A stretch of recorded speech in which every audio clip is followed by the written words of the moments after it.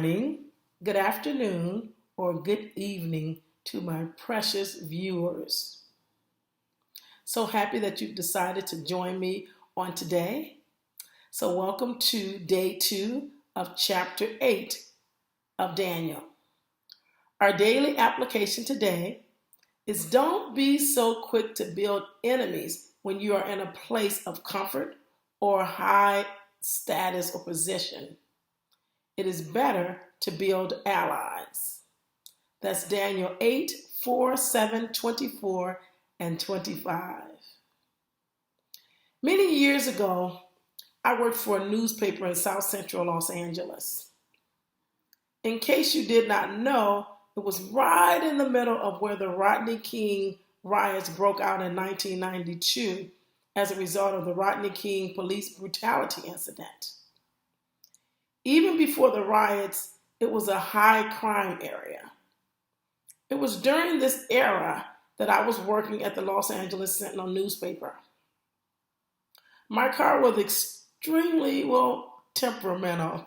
In other words, it simply worked if and when it wanted to. During one of my car's temperamental spells, I rode with a friend who lived near me that also worked with me. When she didn't come to work for a week, I began catching the train.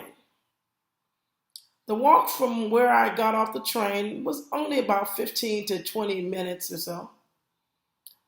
Since I have been a person that never really met a stranger, I just simply like people.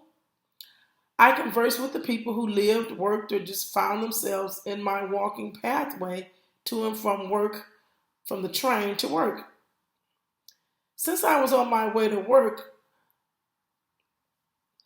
exchanges was not, my exchanges weren't really long exchanges or conversations, just simply hellos or how's it going type of interchanges. I ended up catching the train for about 3 weeks or so, I would say. When my colleagues found out that I had been catching the train and walking, they were upset with me. They ended up making arrangements so I would never have to catch the train again, so I didn't. They thought it was too dangerous of an area for me to be walking through.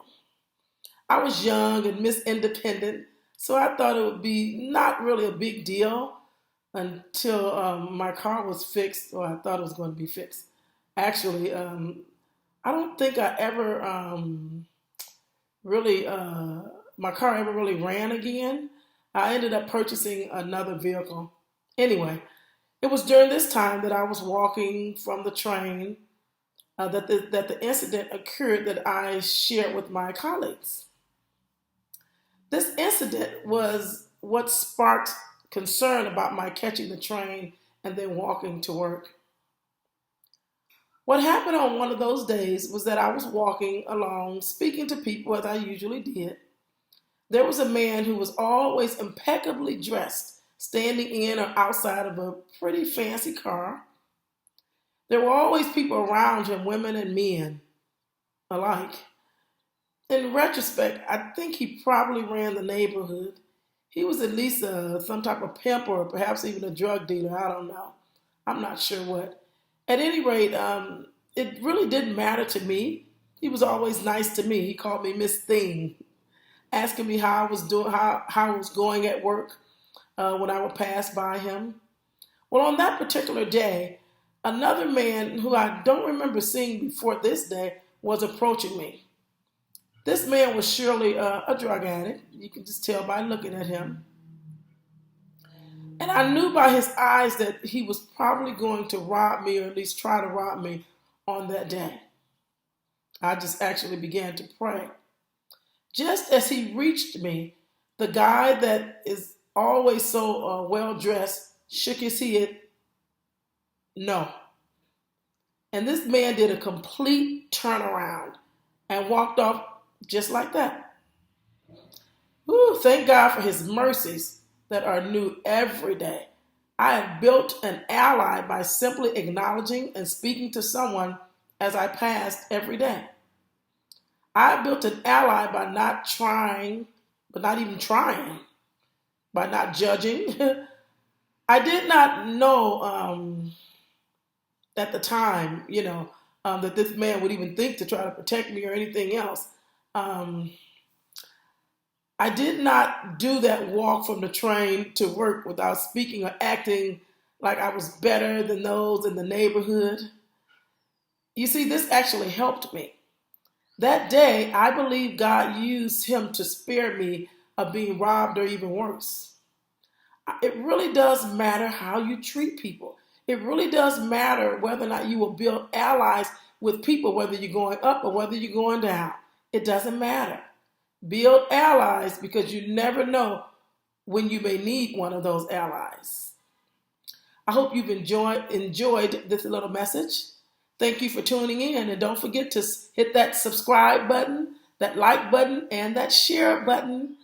Thank you very much for tuning in. Have an amazing day, and stay tuned for an amazing message, a message you can't refuse. Have a blessed week. Thank you.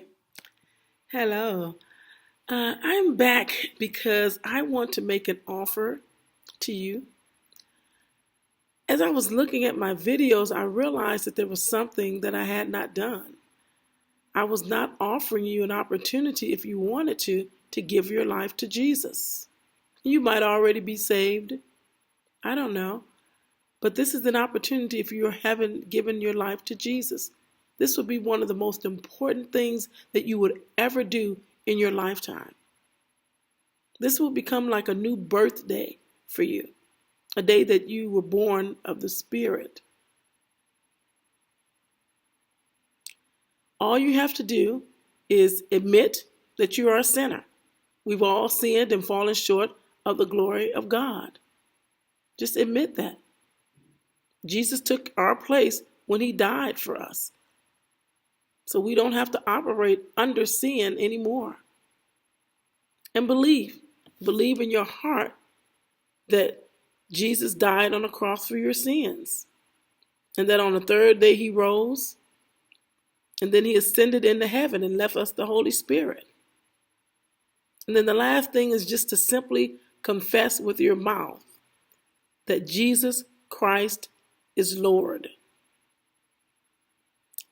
If you haven't accepted Jesus as your Lord and personal Savior, I can pray with you right now after you've admitted you are a sinner, believed in your heart, and confessed with your mouth.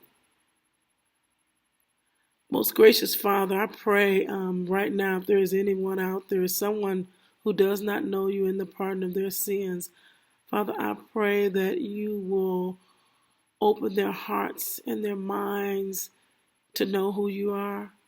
Father, I pray that they will admit that they're a sinner, believe in their heart and confess with their mouth that Jesus Christ is Lord. God, you are so amazing to have died for us. You are so amazing to have given up your life so that we could have life and have it more abundantly. God, we thank you so much. Father, I stand in the gap for anyone who's out there. Anyone who does not know you, I stand in the gap for them because you say you are seeking those to stand in the gap. We have the keys to the kingdom of heaven. So, Father, I use those keys on this day.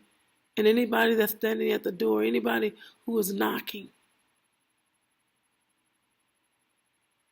Father, I ask the door will be opened in the name of the Father, Son, and the Holy Ghost. And Father, I commit these souls to you. In Jesus' name, amen. So if you just pray that prayer with me, the only thing you have to do is try to talk to God every day. Open your heart to him. And make sure that I call it PROF. And that simply means PROWF. That means that first you have to read your word. Pray, P for pray first. R, read your word. O, operate in godly standards. W, worship God. And F, fellowship with other believers. So please proof, and don't let this just be a one-time thing.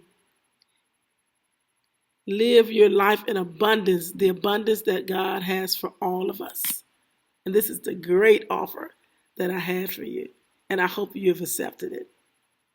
Have an amazing day. You are now part of a love that is so amazing.